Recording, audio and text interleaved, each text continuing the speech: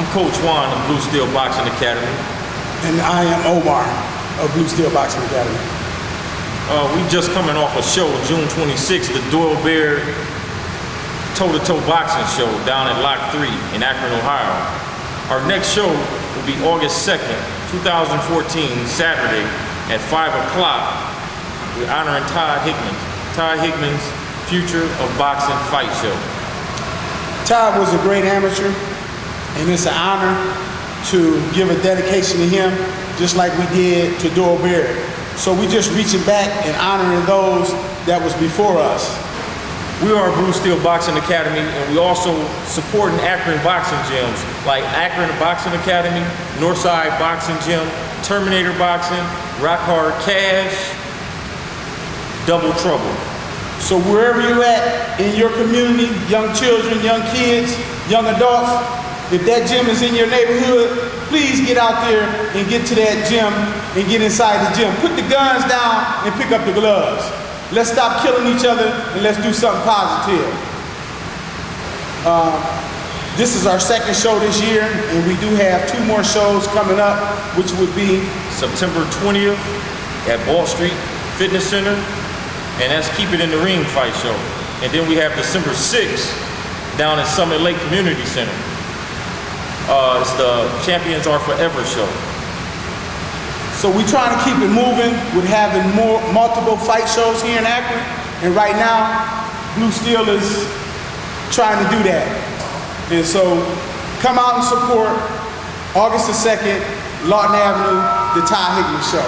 And anybody that grew up with Todd Hickman, if you know Todd Hickman, please come out and support him in this show.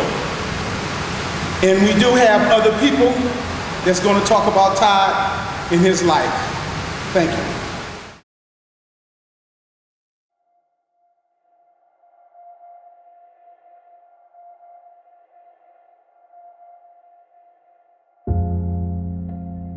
Live, is from an amateur standpoint, I'd never seen anyone like Todd Hickman that and I mean this when I say this, from A to Z had your number.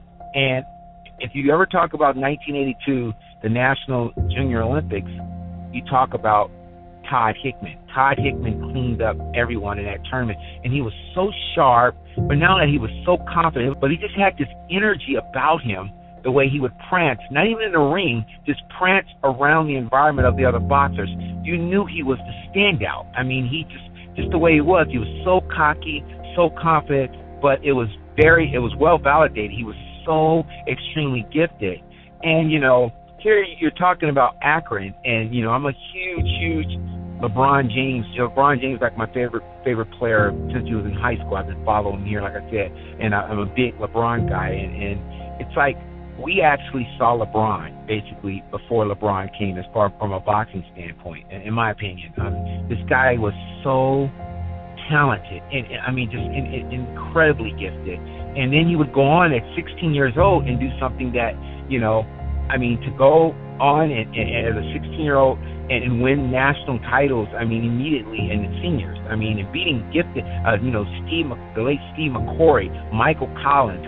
Winning the National Sports Festival back then, winning the National Golden Glove. He was just winning. And like I said, A to Z, he had your number. He had you covered. This is Todd Hickman. He's just turned 17 from Akron, Ohio, the youngest member of the United States team. He won the National Sports Festival Championship at 112 pounds.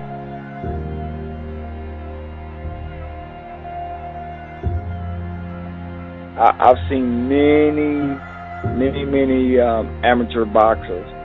Everybody that knew Todd and seen him box knew that he was the best I've ever seen at that time. And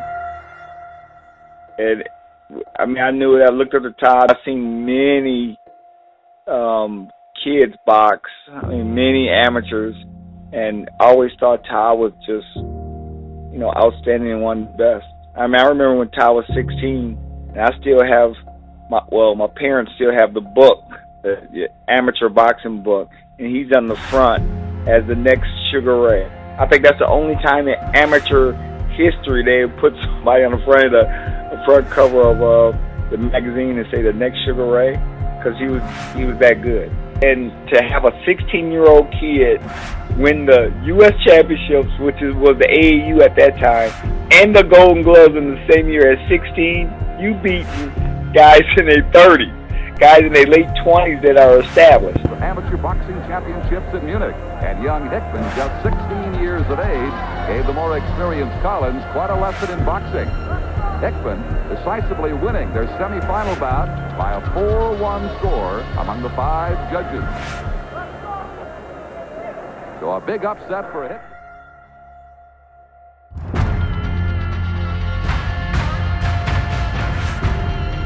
He comes and beats everybody, #1 overall.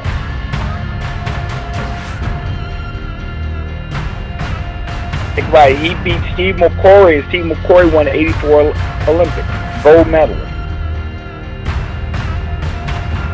He was Akron, Ohio. He was the man. You know, just like Floyd Mayweather is now, just like myself winning titles, he would do the same thing. He could have been a multi-division champion, easy. Just on the talent. I mean, that talent was something special. When I met Floyd at 12 years old, and I told my sons, I said, Floyd's going to be a world champion. I could say the same thing about Todd. He had the same kind of talent on that skill level.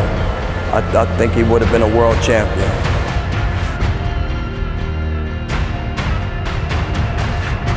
Todd would throw those 10 or 7, 8 shots, and by the time a person recovered from the first 2, you know, he was hit with the last 6 or 8, you know, and so that's what makes one scared, because there has never been another Todd Hickman like that.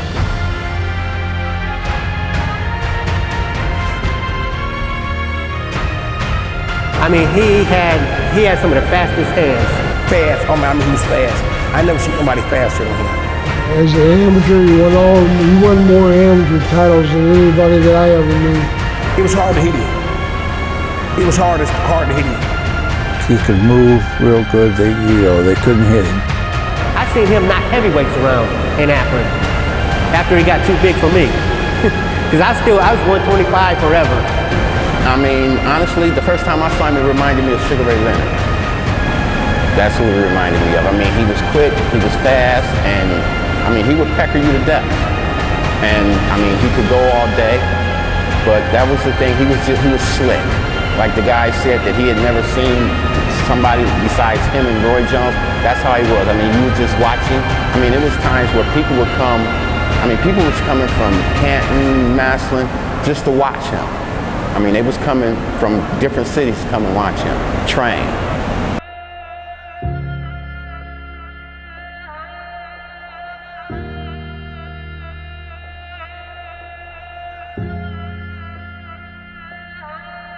The last phone call I received from Todd was when he called and said he just had his son, Ian. Within 2 weeks, Todd left us. He had 2 children, Sharmbay, named after his favorite boxer, Sharmbay Mitchell, and Ian. Ian looks just like his dad.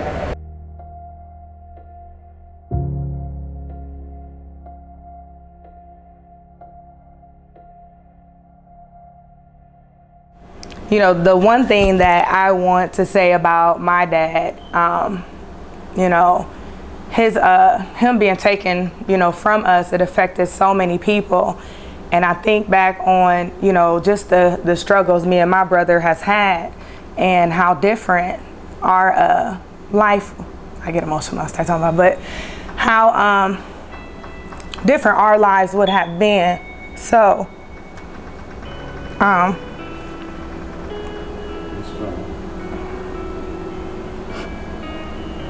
it's definitely an honor to be recognized, you know, because it's almost like, you know, you have your moment of fame, but when you're gone, people forget.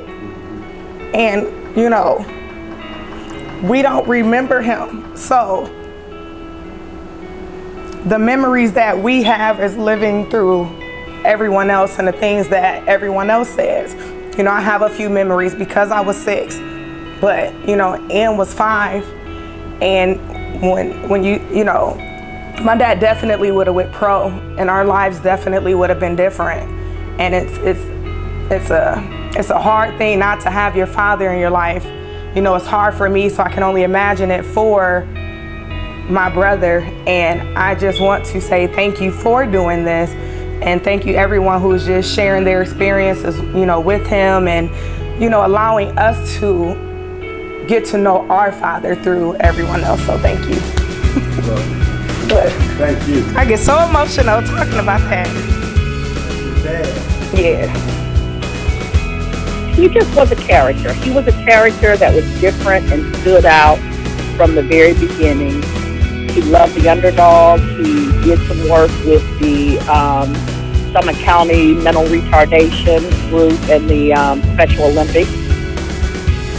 Real good kid. He was always, everybody called him the pretty boy. Because everywhere you go, all the girls would either be pinching his cheek, smile. I mean, everybody, oh, he's so cute, he's so cute. And he was. He was a real good looking kid. Wherever we went, any city, any state we went to, Todd had a girlfriend in that city or state. You know, they say swag now. He had it back then, before the word was out. He had it then. I know that he started fighting well before he was supposed to. My grandfather made up a fake birth certificate, so I knew about that. So, I mean, he attracted people wherever he went. I mean, he was always sharp. I mean, when he would come to the fights, I mean, I remember him having this cashmere. It was a tan color cashmere coat. And when he would walk in, I don't care who was fighting, everybody in that gym would turn to him. And wherever he went, the gym would follow him. And I mean, he attracted people to him. He had that personality. I mean, he was fun. He was, like I said, he didn't feel like he was above everybody. That's what I respected in him. I mean, honestly, you know, you got to get a kid coming off the street, and this guy, he was, you know, fighting for the USA team. You know, he didn't have to waste no time with us. And he never hesitated. He never hesitated, not one time.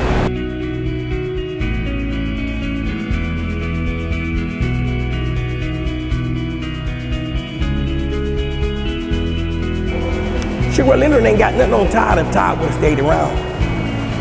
Believe that. That's what Todd would have been. Todd would have been, I think he'd have been a natural welterweight. That's why I speak on Sugar Ray Leonard. They didn't have nothing on Todd. Believe that, man. Earlier today, 3-time national amateur champ Todd Hickman launched his professional career. Hickman, who will make his pro debut right here in the Rubber City on Saturday night, August 17th, is looking forward to a long and outstanding career in the boxing ring. Some differences, just from my boxing style, I just have to slow down because I'm not cramming it to get me in 3 rounds. But besides that, if I keep boxing the same, I should go right through it, just like I did the amateurs. I do remember being in the gym with him a couple times, him and my grandfather. I was probably around the age of 5. There's a video of me being about 2 in the gym with him, but what I can remember, being in the gym with him about 5. This is the house where Todd Hickman was raised. As the youngest of 6 children, he found his niche in the boxing ring. Anytime you bring up Akron, you know, for me, or anybody that knew Todd, anytime you bring up Akron, Ohio, it's Todd Hickman. He was a jokester. He'd always play, called me Big Randy, and he'd always play little jokes on me, and he was so fast, he would, you know, come up and either pinch me or whatever, and no way I could ever catch him. So, you know, I hope it brings hope to a lot of people that see it, especially kids, like, oh, I want to be like him with that kind of talent. Because in such a short time, he did so much, and he had so much talent. No, just that man, like I say, you know, I loved him, man. I loved him. He loved me, you know.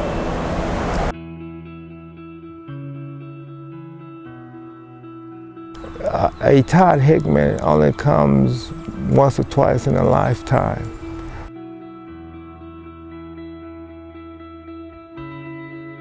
He won them all. I honest to God, I never sat down and thought about it. He won almost everything he touched. Everything he touched turned to gold.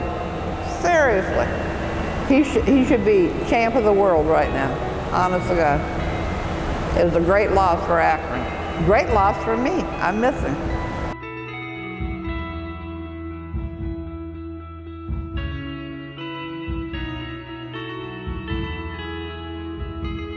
Even though Todd had left us too soon, 1989, he was taken from us. But now with this story and this fight show, his legacy can live on that others can see. Whenever we talked about Todd or traveled throughout the city and talked about Todd, and people say, well, could you go on YouTube and find him? There was no video at the time.